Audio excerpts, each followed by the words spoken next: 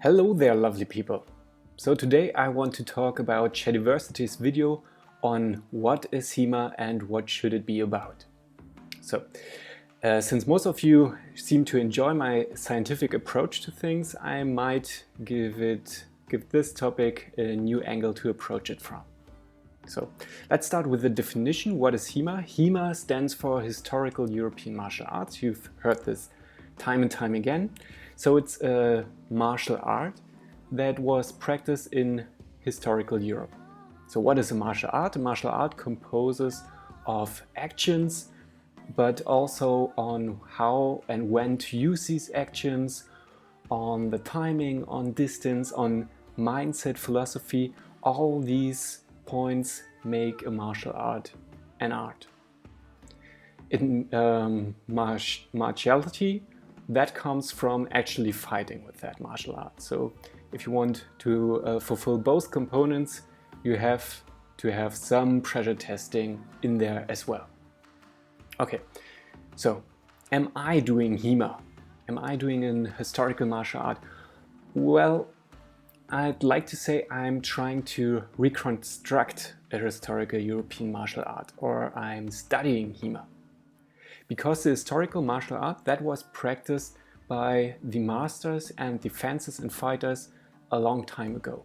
So, for instance, I study the Italian Renaissance masters from Bologna, so Achille Marozzo, Giovanni della Gocchia, Antonio Manciolino, and the Anonimo Bolognese. These are my main sources. So these are treatises that especially deal with teaching how to fight with sword and with a spear and so on. But also I'll have a look at all the other sources and all the other informations I can get. So these are the artifacts, the swords that were used in this period. I'll look at other treatises, for example Joachim Meyer, which is a contemporary, at Docciolini, which is another Italian master from the approximately same time period. How we can even look at rapier from Fabrice to get an informed opinion, to broaden our view and to sharpen our definitions. So if you're really trying to reconstruct a historical European martial art, you should look at all the information you can get. And these informations are not only the treatises. These are your main source because they are just the best to explain when to use certain actions, how to perform them, how to approach a fight, when, in which context to use certain techniques. And then you have to do all the things for the martiality. So you have to do the pressure testing, you have to publish your interpretations, and then you'll get, just like in science, you get peer-reviewed.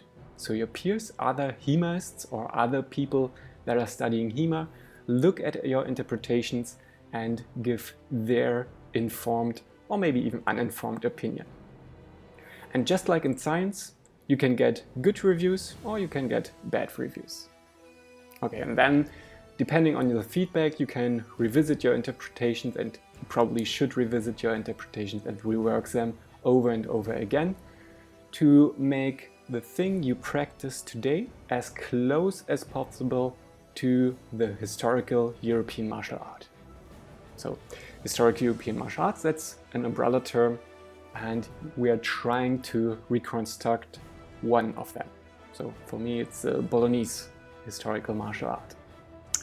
Okay, can you study or reconstruct a historical European martial art without reading a historical treatise or a historical manual? Well, of course. You can just get instructions from a modern HEMA practitioner. So these would be modern secondary sources.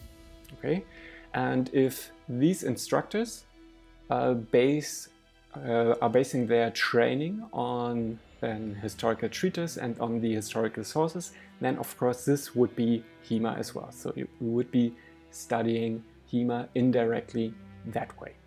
So it's no problem.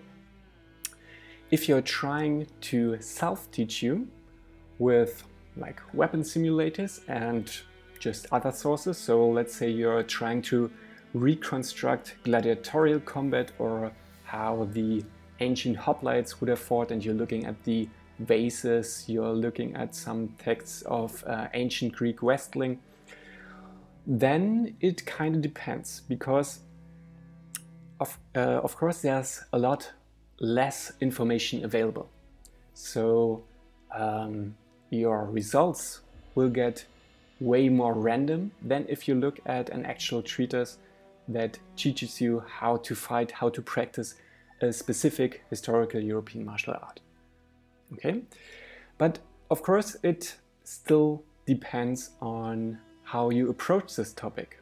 So if you're self-taught with swords in your back garden and you're just doing it for the fun of it, to have a little spar, to fight your friends, that's totally fine, but that's not HEMA, because you're not even trying to reconstruct an historical European martial art.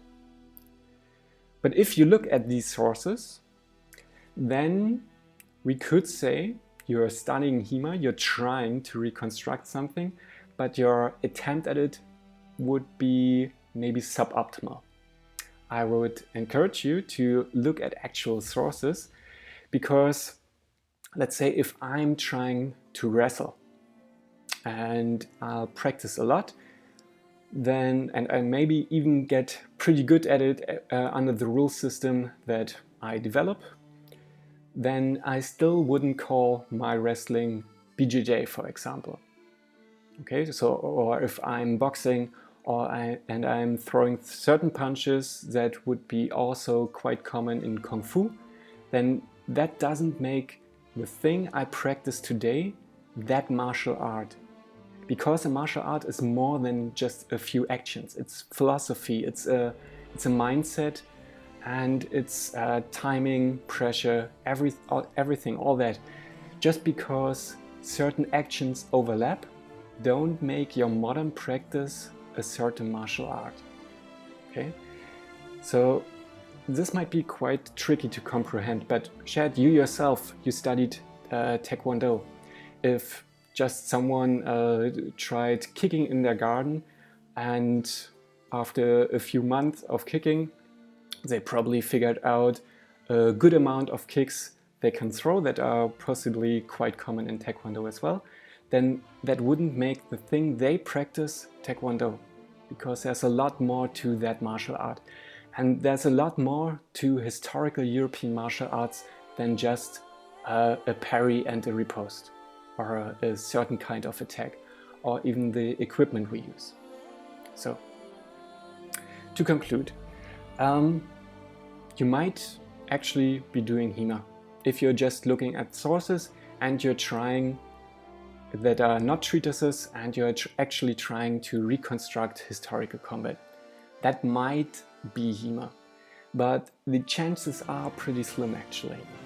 Okay, so there's so much random stuff our modern minds can just make up to fit the modern context. Like we spar with fencing masks, we spar with modern gear that protects ourselves. All these are artifacts that we introduce with a certain goal in mind, like safety, which is totally fine, but it makes reconstructing historical martial art way harder, because we are not historical people anymore. So if you don't base your fighting, your sword fighting on actual treatises and all the sources you have available for you, then you're probably doing like modern combat with swords, which is fine. If you have fun, you do you. That's totally cool. But if you get peer reviewed, so other HEMAists review the interpretations and the actions you do, and they tell you your research is suboptimal and your actions are kind of sloppy, well, then that's just that. No need to take it personal. But if you want to actually study HEMA and don't want to read, I'll encourage you to take one online class. For example, you've already contacted Dave Rawlings, which is a wonderful instructor, and I'd highly recommend you take 1 or 2 online lessons from him that will give you just so much for your HEMA practice, and we can get over this topic once and for all. Okay, so long. I hope you enjoyed this video. Leave a like and subscribe, and until next time. Ciao.